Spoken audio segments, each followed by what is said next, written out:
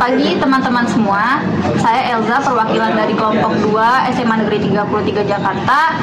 Pada kesempatan hari ini saya akan mewawancarai pemilik dari wisata Cibugari, yakni dengan Bapak siapa, boleh memperkenalkan? Pak Rahmat Al-Bagori. Bapak, saya ingin bertanya untuk ketersediaan di wawancara, apakah Bapak bersedia? Baik, silakan. Baik, jadi saya sebelumnya ingin bertanya mengenai apa alasan Bapak mendirikan usaha ternak sapi ini dan mulainya dari kapan, Pak? Ya, jadi sebetulnya peternakan ini sudah turun-temurun dari zaman kakek ya sampai orang tua, dan ini ke saya itu sejak zaman tahun 60-an ya. Oh, udah lama banget. Jadi kakek saya udah melihara sapi daerah Kuningan Timur, Setiabudi, Jakarta Selatan. Kemudian pada tahun 90 direlokasi karena lahan di Kuningan Timur dipakai untuk perumahan dan kantor atasnya Dubes Negara-Negara Sahabat. Nah, di 93 kita pindah ke daerah Cibubur, tepatnya di Pondok Rangon ya, Kecamatan Cipayung, Jakarta Timur. Oh, jadi mulai dari tahun 93 itu ya Pak di sini ya? Iya, betul. Lalu apakah usaha ternak sapi ini itu usaha pokok atau usaha sampingan Bapak? Sejak saya kecil sampai saya kuliah itu ya menjadi usaha pokok ya. Jadi seluruh biaya kehidupan, belajar dan lain-lainnya itu dari usaha peternakan sapi perah orang tua saya. Oh, terus kalau dari Bapak sendiri modal yang dikeluarkan itu berapa Pak? Saya sebenarnya modal dengkul ya. Jadi kita cuma punya ide, punya kreativitas, kita buat namanya wisata Cibugari. Jadi ide ini penting buat anak-anak muda. Ketika kita melihat celah, kita buat satu kreativitas inovasi untuk meningkatkan nilai jual produk peternakan atau petani Indonesia. Nah, saya mulai dari kapan? Sejak kuliah. Semester 1 saya sudah mulai untuk membuat atau membentuk jiwa entrepreneur agribisnis yang seberat dengan apa? Pertama dengan mengolah susunya, menjadikan rasa, kemudian membuat edukasi anak-anak sekolah. Untuk apa edukasi ini? Untuk menanamkan anak-anak kenal sama susu, gemar minum susu, sehingga nanti anak-anak tumbuh menjadi anak yang sehat, kuat dan cerdas di masa yang akan datang. Maka Cibugari punya namanya Gerakan Putih Indonesia, gemar konsumsi secangkir susu harmonis setiap hari menuju Indonesia yang sehat, kuat dan cerdas di masa yang akan datang. Keren banget Pak ininya ya. Adik-adik harus punya itu. Saya harapkan dengan atas kunjungan ke sini, pulang dari sini pandai membaca situasi, membaca celah, ya, apa yang bisa diambil dari Cibugari. Nah, salah satu contohnya apa? Sekarang marketing digitalisasi gampang. Ada dibuat TikTok, ada dibuat PO, ke teman, ke tetangga, ke saudara. Siapa yang mau pesan susu, mereka bayar, belanja ke Cibugari, bisa dijual. Itu membangun jiwa entrepreneur. Adik-adik masih enak. Sekarang nggak mikirin untung, nggak mikirin manfaatnya untuk biaya sekolah, biaya makan. Kenapa? Adik-adik makannya masih numpang, tidurnya masih numpang, uang jajannya masih dikasih. Ayo dari sekarang bangun jiwa entrepreneur. Itulah manfaat adik-adik berkunjung ke Cibugari. Apa saja yang bisa diolah? Banyak. Kalau di sini tuh sapinya itu cuma ada sapi perah atau ada jenis sapi khusus lain, sapi Pak? perah. Jadi di sini jenisnya sapi FH namanya, Friesian Holstein. Yang warna-warnanya itu ciri khasnya hitam, Bu. Hitam putih. Hitam putih, itulah sapi perah.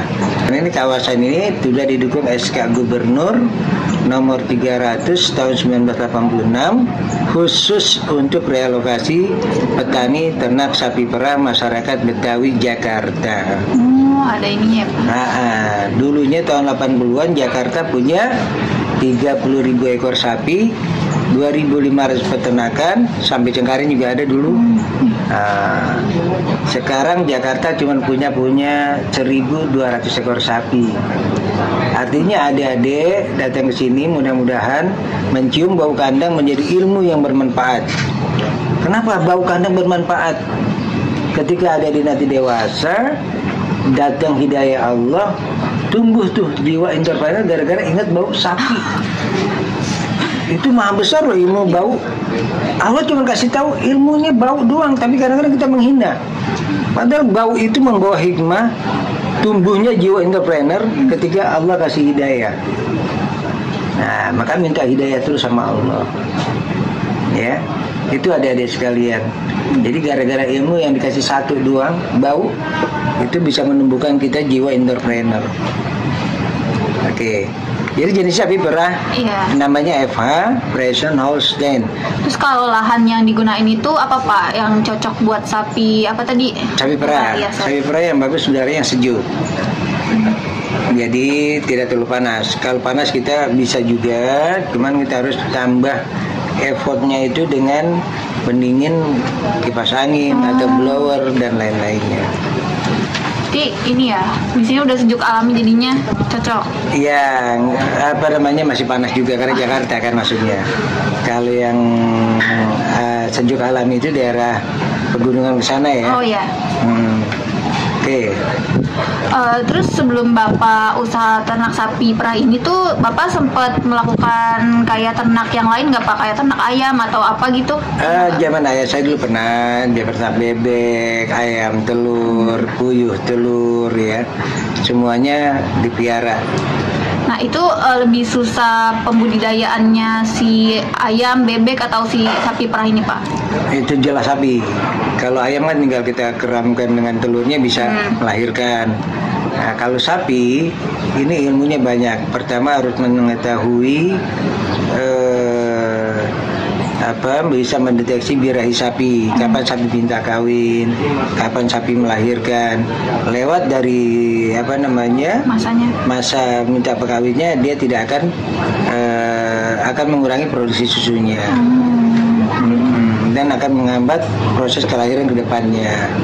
Jadi harus ini ya Pak. Lebih detail ya. Kalau ayam kan makhluknya makhluk kecil, kalau sapi makhluknya agak gede.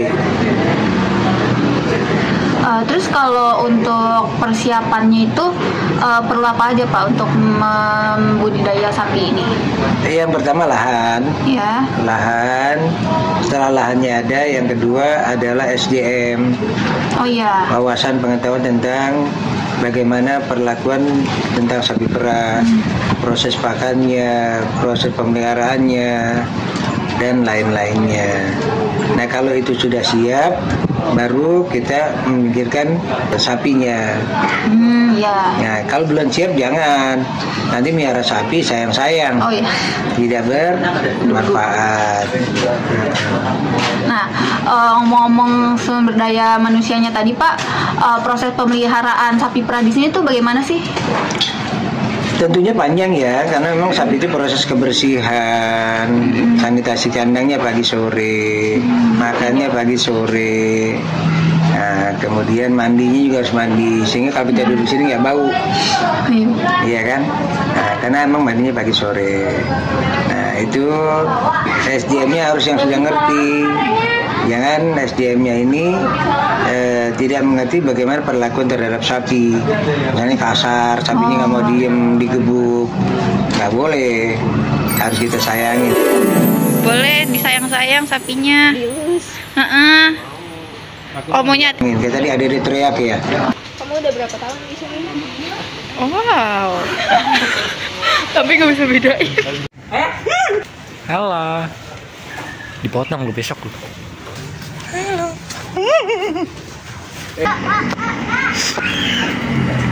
Oh itu nggak boleh, harus tenang dia. Padahal sapi itu nggak galak, nggak gigit, nggak nyeruduk. Boleh dulu sabu-sabu belum dari foto. Nah, iya. Itu sih, jadi SDM-nya memang perlu belajar nggak cukup 1 bulan ya. Memakan waktu ya? Makan waktu yang cukup lama. Sama dengan ada di sekolah kan berapa tahun? 3 tahun ya? Iya.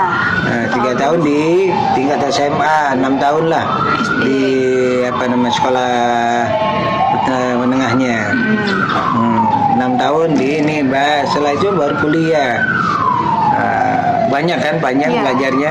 Itu dalam rangka pembentukan SDM atau kualitas etos kerja masyarakat Indonesia.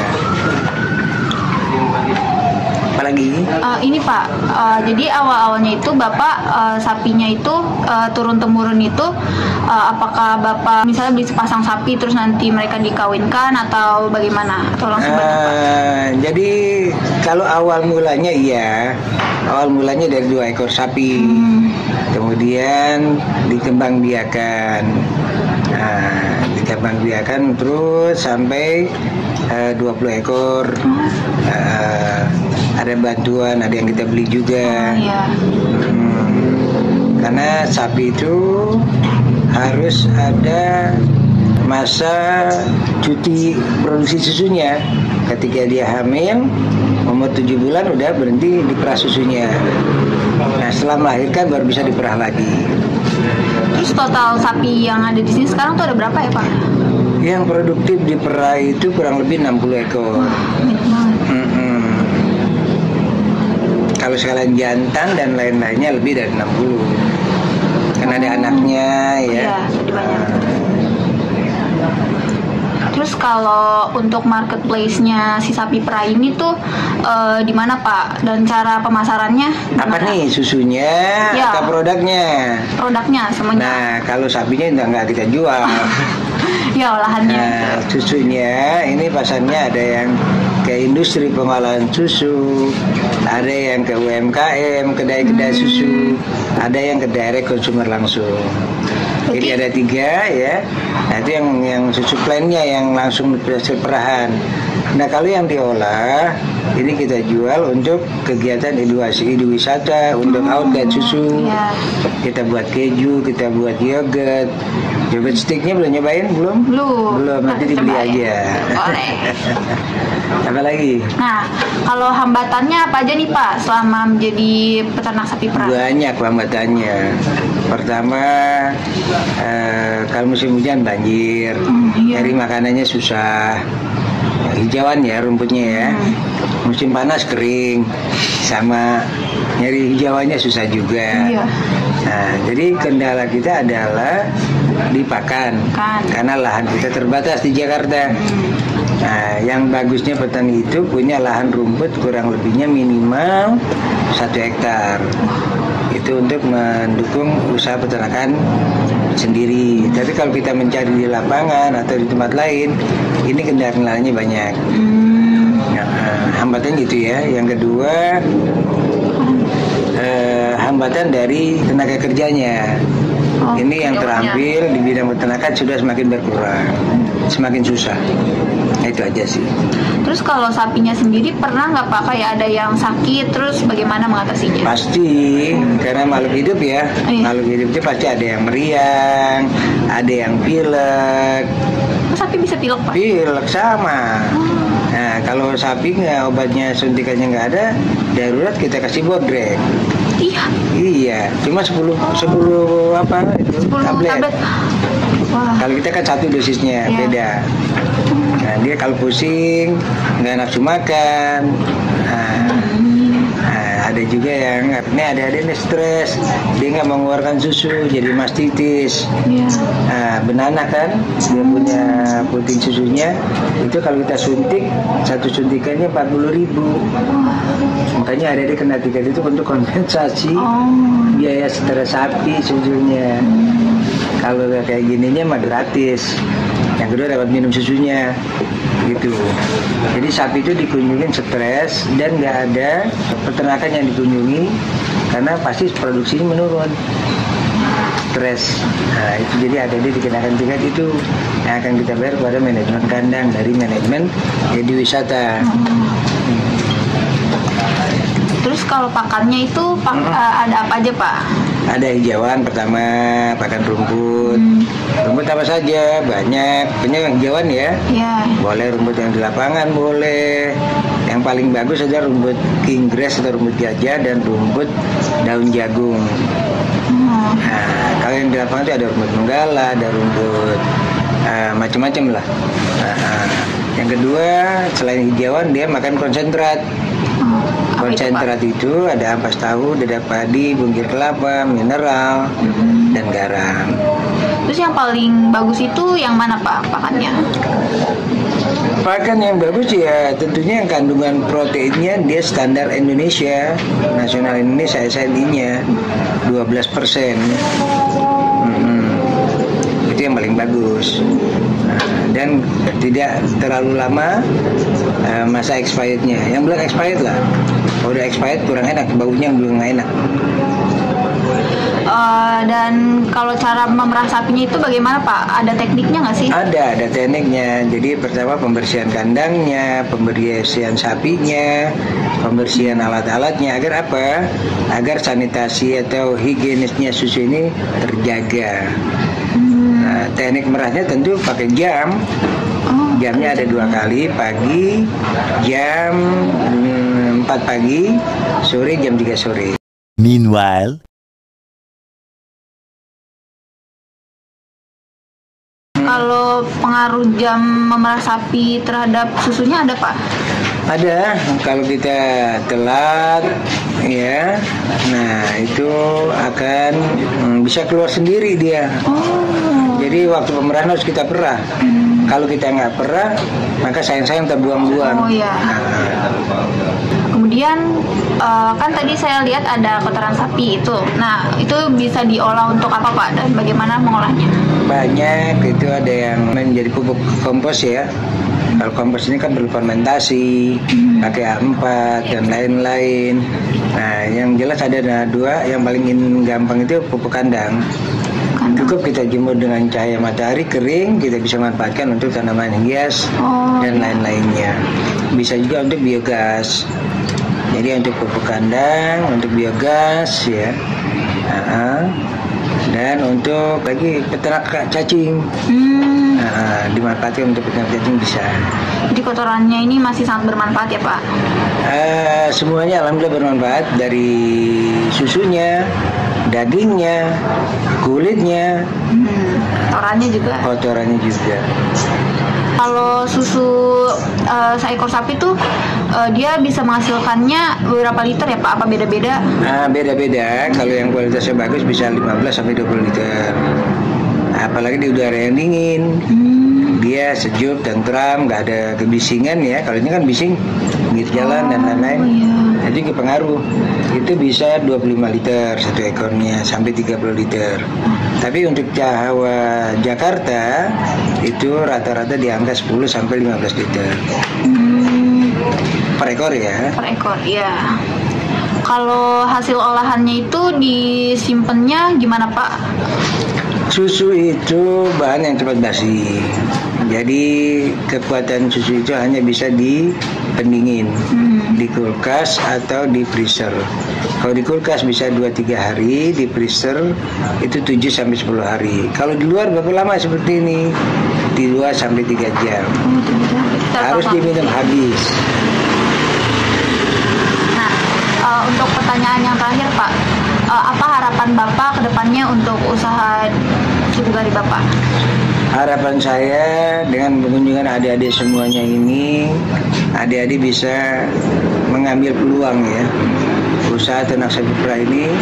Maka adik-adik bersyukur bisa bersilaturahmi ke Cibugari ya, nggak semuanya Allah izinkan bisa bersilaturahmi ke sini. Itu yang perlu bersyukur pertama. Ya, kenapa? Harapan saya ini adik-adik bisa mengembangkan, menangkap peluang yang masih 80%. Produk susu Indonesia itu baru 20%. Ini anak-anak muda. Besok kalau ada yang calon presiden yang menang, ada minum susu gratis, tangkap adik-adik. Sekolah saya gitu kan, saya yang megang minum susunya, saya yang belanja. Oh, keren. Makanya catering, saya yang bikin cateringnya, weh hebat. Itu peluang anak-anak muda. Siapapun. Makanya dalam kancah pemilihan presiden lihat peluang-peluang yang dipaparkan oleh masing-masing calon. Terserah mau calon satu seperti apa, calon dua apa, calon tiga apa, silakan. Kalau saya kan tukang susu, saya lihat ada yang minum susu, nah ini peluang nih. Kalau jadi, ya kan? Harapan saya adik-adik bisa mengembangkan, menumbuh kembangkan anak-anak Indonesia gemar minum susu. Karena Indonesia ini kurang minum susu. Dijajah sama Belanda, suruh minum susunya yang bubuk. Sapi. Nah, kalau susu sapi, adik-adik pandai bersyukur namanya, karena itu ciptaan Allah. Makanya orang-orang sana itu tinggi-tinggi, kuat-kuat, karena minumnya dari alam. Adik-adik minumnya dari pabrik, industri yang buatan manusia. Harapan saya itu, ya adik-adik tumbuh jiwa entrepreneur dan bisa membaca peluang. Ini penting, anak muda. Nggak didapetin di ilmu sekolah. Ya. Makanya ini sekarang program anak-anak wawancara, magang itu bersilaturahmi untuk menangkap pengalaman-pengalaman dan mengambil manfaat dari yang sudah dilakukan. Oke, ada cukup harapan saya gitu ya. Iya. Adik-adik biar jadi orang yang berhasil, Iya. kreatif dan inovatif. Gali raih prestasimu, gali potensimu. Oke, demikian. Ya. Silakan. Baik, jadi terima kasih banyak Bapak atas kesempatan untuk diwawancaranya. Iya. Dengan ini video wawancara akan ditutup. Terima kasih. Selamat siang.